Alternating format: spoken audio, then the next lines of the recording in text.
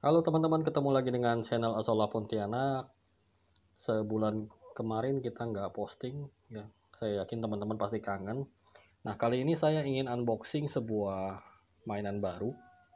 Jadi beberapa saat yang lalu saya nonton YouTube di channel YouTube-nya DW Gembel ya. Kalau teman-teman pemain cupang pasti udah pernah dengar tentang beliau. Beliau ini sangat terkenal sekali. Bahkan beberapa artis pun diwawancarai beliau tentang cupang. Nah, beberapa saat yang lalu beliau buat konten yang menarik baik buat saya, yaitu adalah tentang pakan alternatif, pakan alami yang bisa dikembangbiakkan dengan mudah. Namanya adalah Grindelwald, ya, agak susah-susah nyebutnya, Grindelwald. Nah, Grindelwald ini adalah sejenis cacing yang dia bisa tumbuh, tapi ukuran dia lebih besar daripada microworm. Ya, kalau teman-teman pernah lihat cacing putih microworm, YouTuber Pontianak, Ko Ayong Tan juga pernah review tentang bagaimana cara memperbanyak microworm. Kali ini saya akan tunjukkan ke teman-teman, saya sudah pesan satu paket starter untuk yang namanya Grindelwald. Ya, Grindelwald nanti saya akan tunjukkan gambarnya juga ke teman-teman seperti apa. Kita coba unboxing dulu paket ini, ya.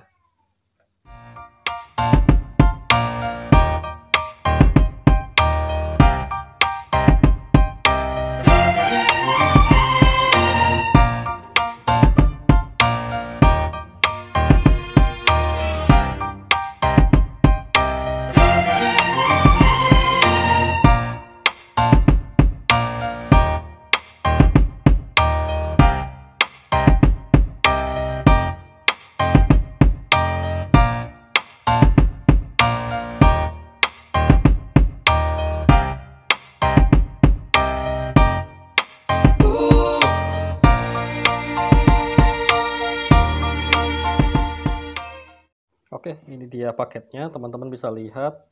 Jadi kita sudah dapat satu wadah. Wadah ini adalah untuk nanti kita kultur Grindelwald kita ya. Nah, kita lihat dalamnya apa aja isinya. Di sini nanti kalau wadah ini teman-teman bisa dapatkan di swalayan terdekat. Ya. Nah, di sini adalah medianya yang paling penting, ya adalah kokopit. Kelihatan ya teman-teman ya. Kokopit. Kokopit ini adalah serbuk yang dibuat dari batok kelapa, kokonat ya. Jadi serbuk ini bisa digunakan sebagai media tanam. Media tanam baik untuk tanaman maupun untuk pembesaran Grindelwald ini. Jadi kokopit ini kita dapat segini. Tapi nanti kalau kita mau beli lagi di toko-toko pertanian ya, di Pontianak juga ada sih teman-teman. Nanti saya akan sharing di mana yang bisa dapat kokopit ini. Kalau saya nggak salah harganya sekarang itu hanya berapa belas ribu kalau nggak salah. Kemudian yang kedua kita dapat adalah starternya. Teman-teman bisa lihat di sini. Ini adalah starternya Grindelwald. Ini tulisannya adalah bibit cacing. Mungkin nggak terlalu jelas ya kelihatan di sini ya. Nggak kelihatan cacingnya juga. Nanti kita akan coba aja bagaimana caranya. Kemudian yang ketiga adalah pakannya. Di beberapa channel YouTube ada berbagai jenis pakan yang bisa digunakan. Ada yang pakai oatmeal, ada juga yang ini dia seperti pakan cacing. Sebenarnya ini adalah mungkin dog food atau cat food ya. Nanti bisa kasih satu tempat paling 1-2 biji ini aja. Jadi segini itu bisa tahan mungkin sebulan. Dan sini adalah panduannya. Ditulis tangan teman-teman, tulisannya cantik. Cara mengembangkan Grindelwald. Yang pertama siapkan toples atau wadah yang tertutup ya. Ini sudah ada. Yang kedua cuci kokopit dengan air panas lalu tiriskan. Ya, ini nanti kita akan cuci dan kemudian kita tiriskan. Kemudian baru masukin ke dalam ini diratakan. Yang ketiga, cuci kokopit dengan air bersih lalu tiriskan. Jadi setelah dengan air panas, kita cuci lagi dengan air bersih. Yang keempat, tuangkan kokopit di wadah atau toples lalu ratakan. Tuangkan bibit cacing di tengah-tengah di atas kokopit. Jadi nanti kalau teman-teman sudah ratakan di sini semua, tengah-tengahnya kita masukin bibit cacingnya. Kemudian selanjutnya, berikan makan bibit cacing ditabur di atas kokopit. Yang tadi ini ya saya bilang teman-teman. Cukup 1-2 biji aja. Lalu tutup wadah atau toples dan tunggu perkembangannya. Jika makanan sudah habis, berikanlah makanan secukupnya. Nah, ada juga tips dari teman-teman yang lain. Kita pantau harian teman-teman. Jadi kalau misalnya pakan ini nggak habis, kita harus angkat supaya dia tidak berjamur.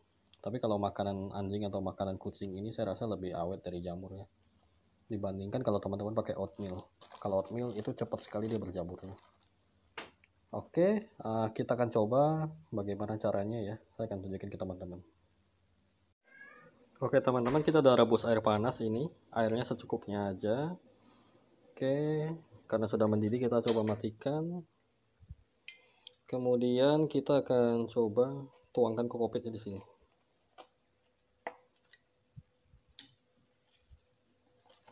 Nah, kita siapkan wadah untuk kita cuci kokopitnya.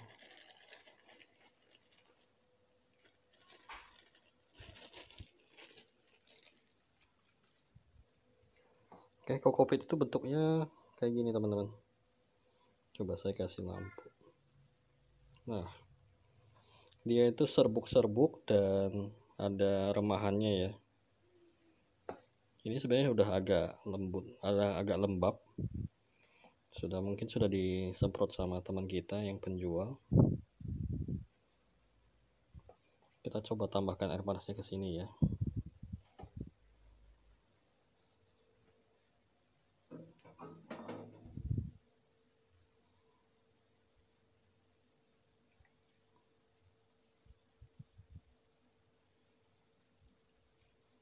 Ya mungkin tujuan dari ini adalah untuk membunuh bakteri-bakteri jahat. Secukupnya aja teman-teman, nggak perlu sampai kerendam semua. Dan ini karena panas jadi nggak mungkin saya pakai tangan. Kita nggak melakukan debus di sini ya teman-teman. Oke, aduk-aduk, dan mungkin kita perlu biarkan dia sejenak untuk didinginkan. Asapnya aja segini teman-teman. Bayangin kalau teman-teman masukin tangan, ya resiko ditanggung sendiri. Oke, setelah dingin kita akan lihat proses selanjutnya ya. Oke teman-teman, kita rasa udah cukup ya, udah nggak terlalu panas lagi. Kita akan coba tiriskan dulu. Kebetulan saya cuma punya ini.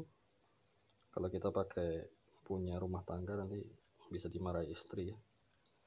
Ya sebenarnya dia nggak terlalu agak gelap ya. Saya coba nyalakan dulu bleachnya.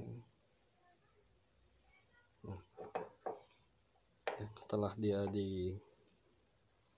disiram air panas juga nggak terlalu ngembang sih. Cuman kita ambil sari-sarinya aja supaya dia nggak terbuang.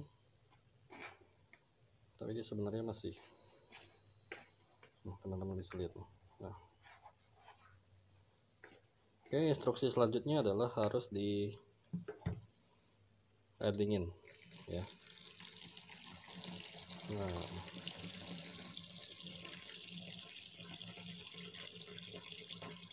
oke, secukupnya ya, sudah nggak panas lagi. Ups, masih ada bagian yang panas ya, masih ada asapnya ya, tapi udah nggak terlalu.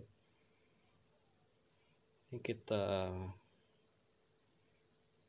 coba ubek-ubek supaya sampah-sampahnya terbuang ya.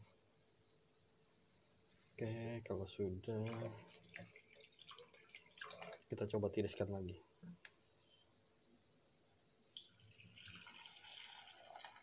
Airnya jadi coklat.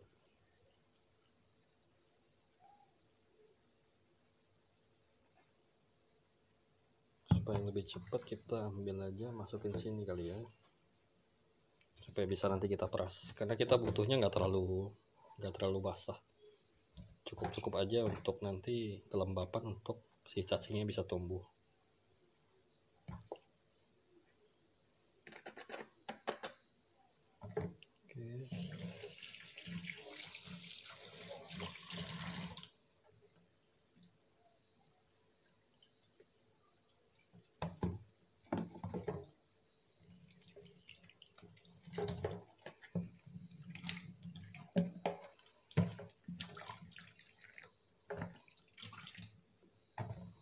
ini dia.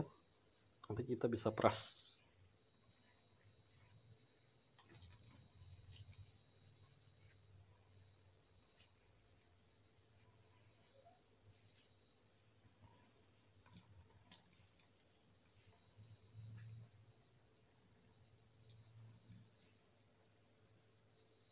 Kokopit ini digunakan sebagai media tanam karena dia mempunyai kandungan nutrisi dari kelapa ya.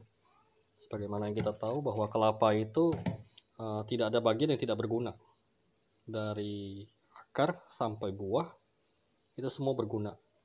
Bahkan tempurung kelapa yang sudah kering itu dijadikan kokopit. Kebetulan saya beberapa waktu yang lalu pernah berurusan dengan kokopit ini. Jadi saya pernah lihat pabriknya. Pabriknya itu dia ada mesin pemutar di mana batok kelapa yang sudah kering dimasukkan ke dalam sini, diputar, kemudian nanti hasilnya akan seperti ini, kokopit ini. Oke, saya rasa udah cukup kering, kita akan pindahkan ke wadahnya. Oke, kita akan coba masukkan kokopit ini ke dalam wadahnya. Jadi kita tuangkan aja semuanya dan kemudian kita ratakan.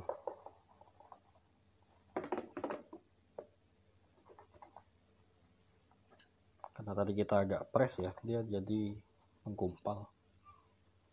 Tapi bisa kita urai-berai, cerai-berai kan. Oke, saya coba pakai lampu aja biar lebih jelas.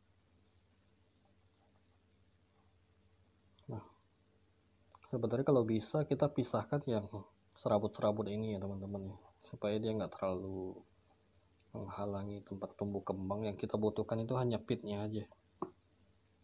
Tapi kokopit yang ini dia agak cukup banyak serabutnya. Tapi nggak apa-apa lah. Kita coba ratakan lagi. Mungkin kalau teman-teman bisa beli kokopit di tempat teman-teman ya cari yang sebisa mungkin serabutnya nggak terlalu banyak. Oke, mungkin kayak gini ya teman-teman ya.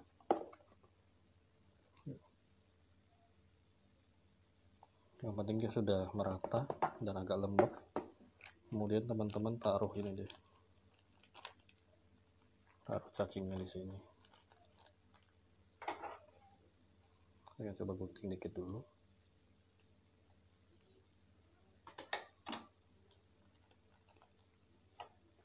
Dia agak nempel ya teman-teman.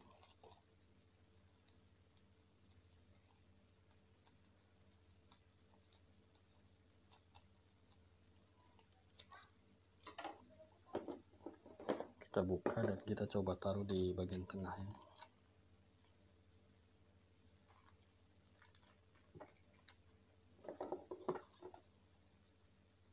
Bentar, saya atur angle-nya dulu.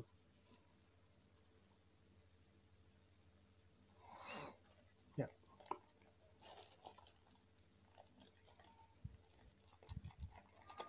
Agak berair mungkin dari perjalanan ya.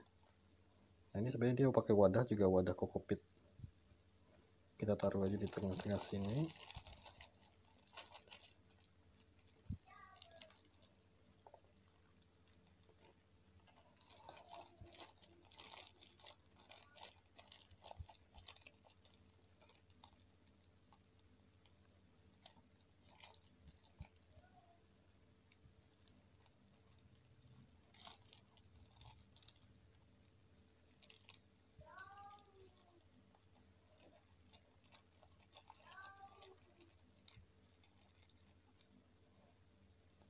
Kita bersihkan aja dia di sela-sela plastik, karena sangat sayang kalau misalnya sampai terbuang.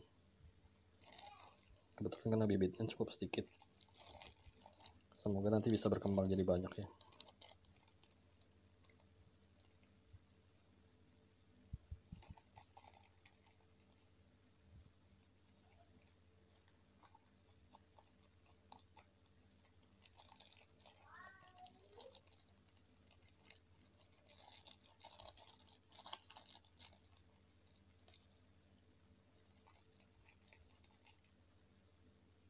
Di sini nggak terlalu kelihatan cacingnya teman-teman, harusnya dia warna putih tapi nggak kelihatan ya. Semoga aja bibit ini masih sehat ya, masih survive. Perjalanan pengiriman harusnya nggak lama, cuma sekitar 3 hari atau 4 hari ya, 2-3 hari lah kalau saya nggak salah. Kita belinya di Tokopedia. Oke, saya akan bersihkan tangan dulu, baru nanti kita lanjutkan next step ya.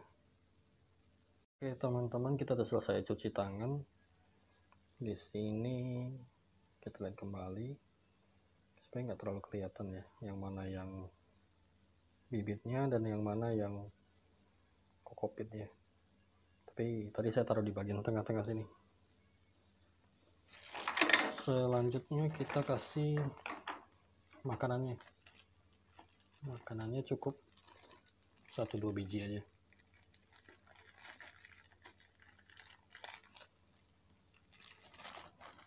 Agak susah, nanti saya baru pindahkan ke tempat aja.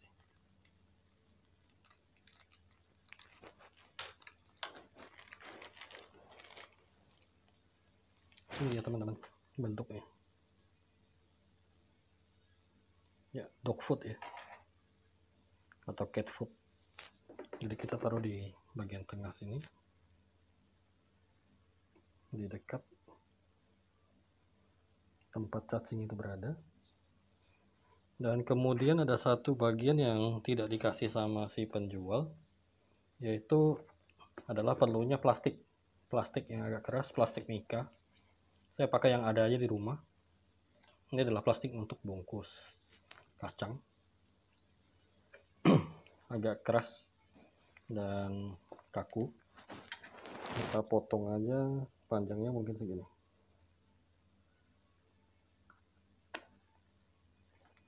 Persegi aja. Plastik ini kita taruh di atas sini.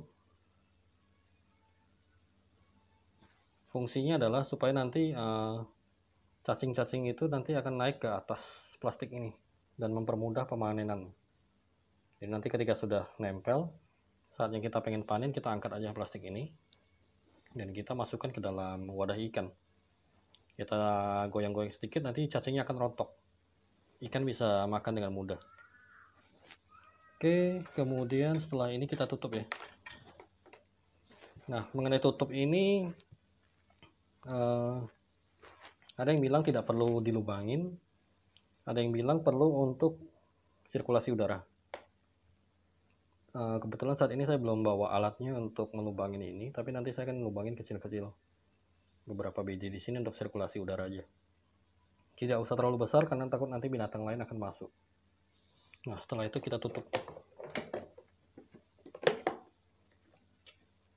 Seperti ini, teman-teman, bagaimana cara mempraktekkan budidaya grindle worms. Starternya sudah ada, petunjuknya juga ada, semua sudah lengkap, tinggal bagaimana kita mau mengembangkannya aja. Oke, sekian dulu. Di video berikutnya saya akan bahas bagaimana perkembangannya, apakah ini berhasil atau tidak, karena tadi kita nggak lihat ada cacingnya ya. Nah, kalau harusnya grindle worm itu ukurannya cukup besar untuk kelihatan secara fisik mata. Nah, nanti kita akan lihat apakah berhasil atau tidak. Kalau berhasil saya akan tunjukkan perkembangannya, kalau tidak berhasil ya mungkin ya teman-teman perlu mempertimbangkan kalau misalnya beli starter ini dari tempat yang agak jauh, waktu pengiriman yang cukup lama, mungkin teman-teman perlu pertimbangan, mungkin saja starternya tidak tahan sekian hari ya. Oke, jangan lupa subscribe, jangan lupa like dan share ke teman-teman lain yang membutuhkan. Tunggu episode selanjutnya. Salam Asola Pontianak.